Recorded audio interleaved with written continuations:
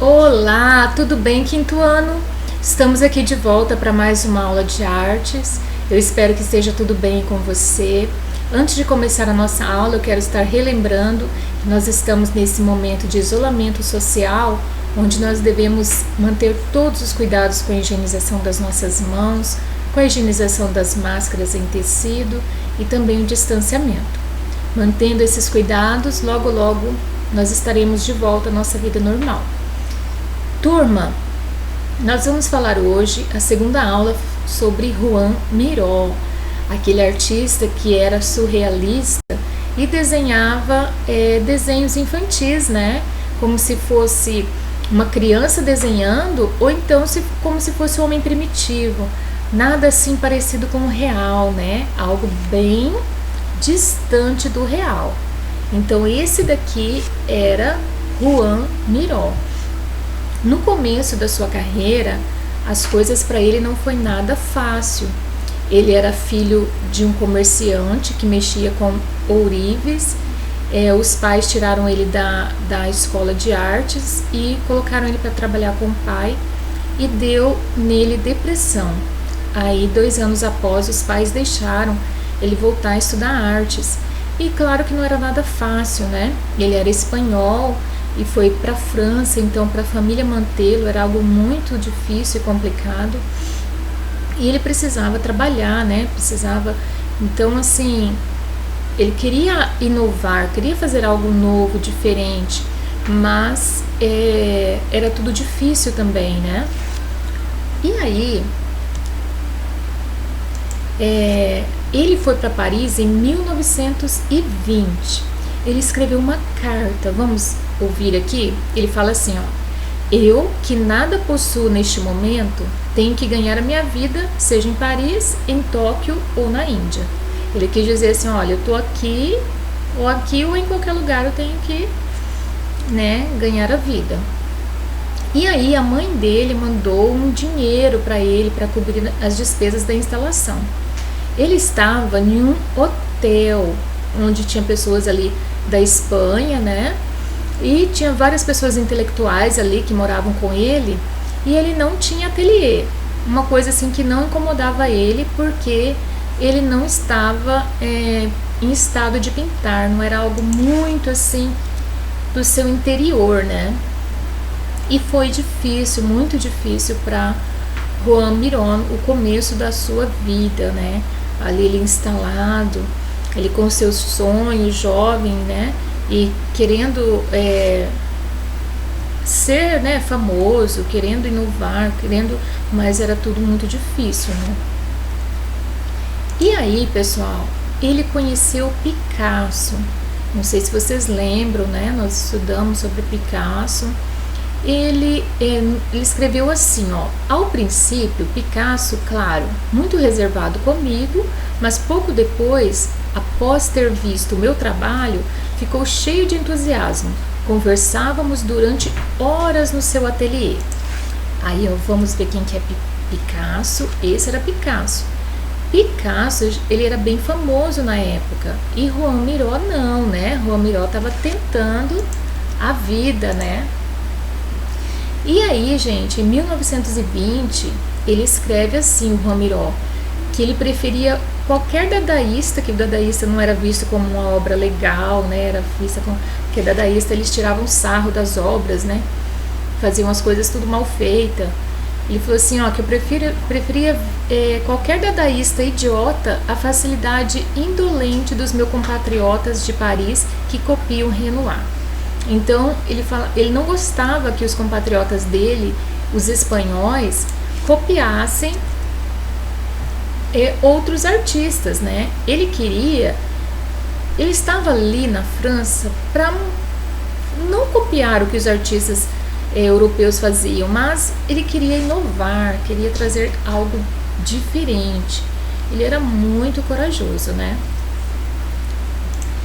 E aí, gente, ele fez uma visita para Picasso e como uma visita, comparado a uma bailarina com vários pretendentes, sabe? Ele comparou a isso. Noutros sítios vi quadros de Marquet e de Matisse. Há os que bonitos, há os muito bonitos, mas fazem muitos para os negociantes e pelo dinheiro. Ele falando como que era o caso ali, né? Que o Picasso, ele fazia quadros bonitos, mas muitos era para vender mesmo. Nas galerias vemos muitos desperdícios insensatos. A nova pintura catalã, que é espanhola, é infinitamente superior à pintura francesa. Olha só o que ele fala, gente. Estou absolutamente persuadido que a arte catalã será a nossa salvação. Quando é que a Catalunha permitirá aos seus verdadeiros artistas ganharem bastante para comer e pintar? Meu Deus! Então ele falava assim, olha, tá vendo? Os catalães, eles têm muito mais que são os espanhóis. Eles têm muito mais, as pinturas são muito melhores que as dos franceses, e só que não nos valorizam, né? Quando é que eles vão ganhar bastante para comer e pintar? O modo bastante rude como a Catalunha trata as coisas do espírito poderia ser o calvário da redenção. Os franceses e Picasso estão condenados porque seguem um caminho traçado e pintam para vender. Então, o Juan Miró, ele faz essa crítica, né? Que Picasso e os outros artistas, eles pintavam para vender. Essa era a intenção deles, né? Ganhar dinheiro. E não era isso que Miró estava empenhado a fazer.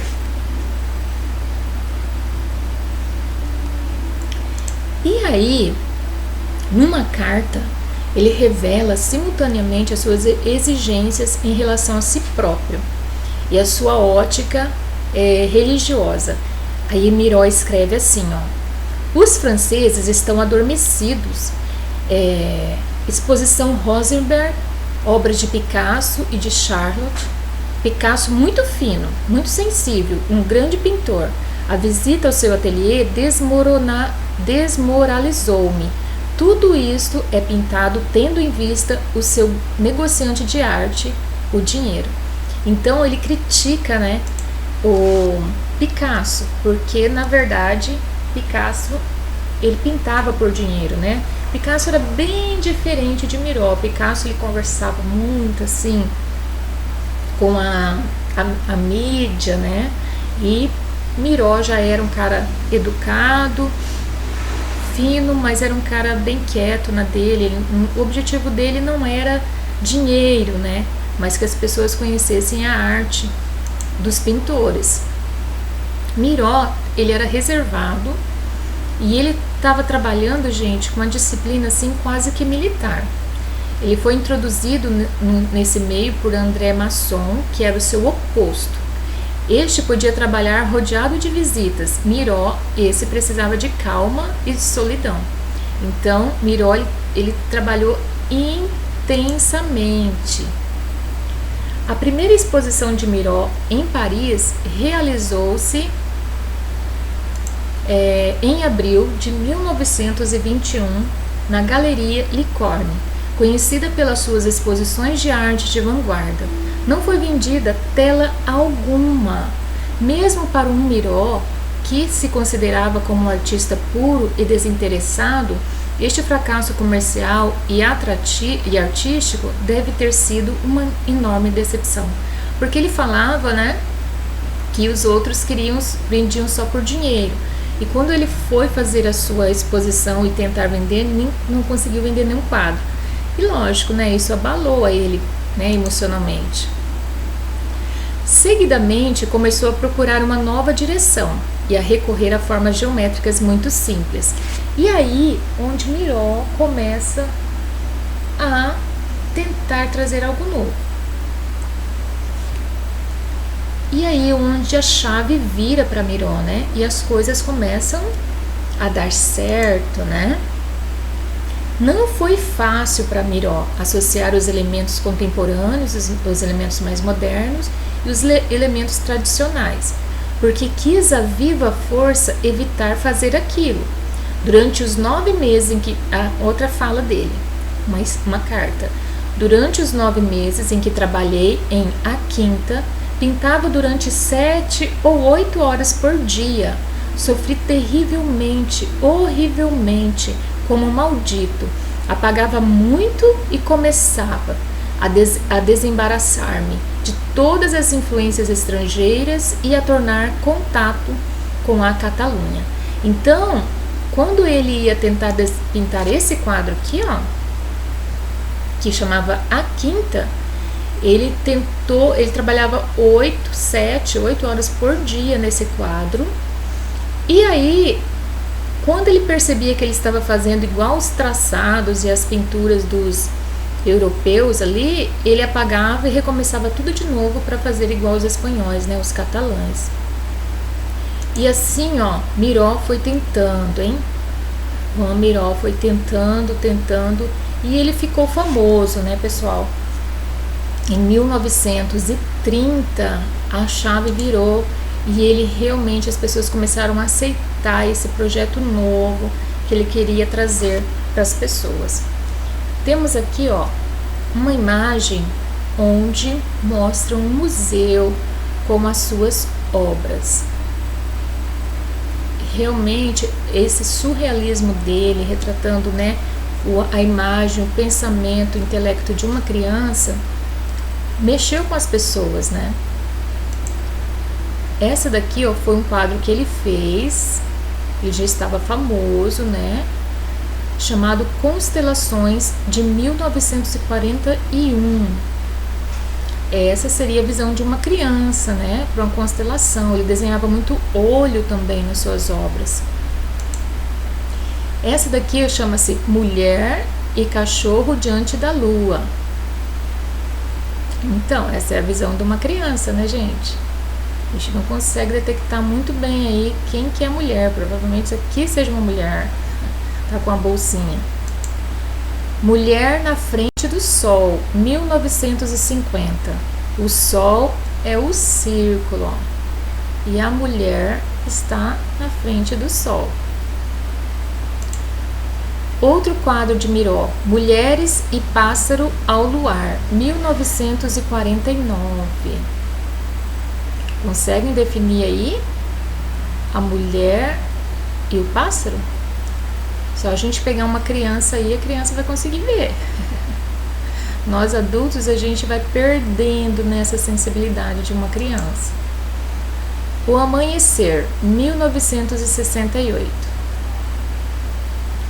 E assim foi, né? Miró fez muito sucesso com os seus desenhos, né? Então, gente, assim, o que é uma criança, né? O desenho de uma criança, ela traz isso, essa sensibilidade, como se a gente estivesse vendo tudo pela primeira vez. E é isso que a gente gostaria, né? De manter aí, nós adultos, continuarmos a desenhar como uma criança, a pureza de uma criança. E é essa homenagem, né, que nós damos aí às crianças, né?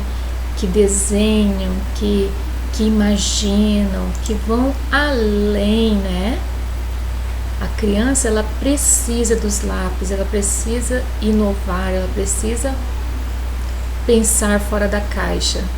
E que as crianças tenham essa possibilidade. É incrível o que a arte pode fazer para uma criança. Então, turma, hoje nós vamos então para nossa atividade. Você vai ser, como é que se diz? Você vai ser encarregado, né, a fazer algo aí inovador, tá bom? Usar a sua mente aí como de uma criança. Por volta dos anos 30, Miró tornou-se mundialmente famoso, expondo regularmente em galerias francesas e americanas. Ilustrou livros, fez cenários para balé, passou a interessar-se por colagem e murais e seu grafismo se reduziu a linhas, pontos e manchas coloridas.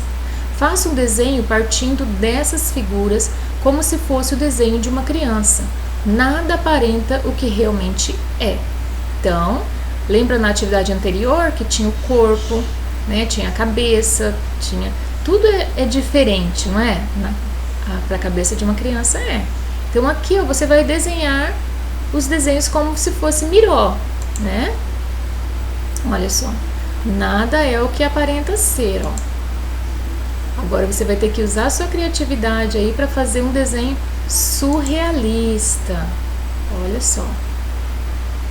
Muito legal, né? E agora você vai ter que usar a sua criatividade aí, tá bom? Use a sua criatividade para incrementar esse desenho aqui que nós passamos para você. Então é isso, turma. Tomara que você tenha gostado. Use a sua criatividade aí para inventar um desenho como se fosse uma criança, tá bom? Até mais então. Deus te abençoe, continua se cuidando e tchau, tchau!